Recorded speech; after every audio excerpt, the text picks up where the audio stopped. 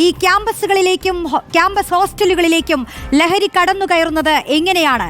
ലഹരിക്ക് തടയിടേണ്ടത് ആരാണ്? പൊതുജനം പ്രതികരിക്കുന്നു, കേൾക്കൂ. പോലീസുകാര് നോക്കേണ്ട കാര്യമാണ്. വീട്ടുകാര് ഒരു പരിധി വരെ നോക്കാൻ പറ്റത്തുള്ളൂ.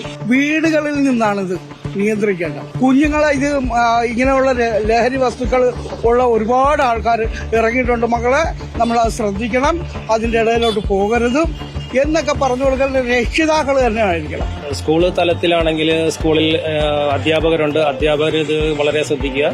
പിന്നെ അതുകൂടാതെ മാനേജ്മെന്റിന്റെ ഭാഗത്തു നിന്നും അവരുടെ ഒരു ശ്രദ്ധ ഉണ്ടാകണം. പിന്നെ അതുകൂടാതെ വീടുകളിൽ വരുന്ന കുട്ടികളാണെങ്കിൽ വീട്ടിൽ ഉള്ള മാതാപിതാക്കള് അവരുടെ ബാഗുകൾ പരിശോധിക്കുക. ഹോസ്റ്റലിൽ ഇപ്പോഴും കാരണം വീട് വിട്ട് താമസിക്കുന്ന പിള്ളേർക്ക് കഴിയുന്നത് അവര് പല രീതിയിലുള്ള ലഹരി ഉപയോഗിക്കുന്നുണ്ട്. അവര് ഇപ്പം മദ്യമായാലും അല്ലാത്തതായാലും ഉപയോഗിക്കുന്നുണ്ട്. അതിന് ചാൻസ് കൂടുതൽ അവർക്ക്. പൂർണ്ണമായിട്ടും മദ്യനിരോധനം വേണം.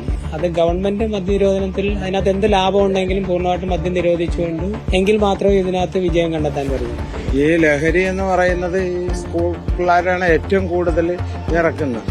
അപ്പൊ അതിനെപ്പറ്റി പോലീസിന്റെ നല്ല ക്യാമ്പയിനിങ്ങും വേണം. പോലീസ് ചെക്കും എല്ലാ വാർഡുകളിലും എല്ലാം നല്ല രീതിയിൽ തന്നെ നടക്കണമെന്നാണ് അതിനെപ്പറ്റി പറയാനുള്ളത്.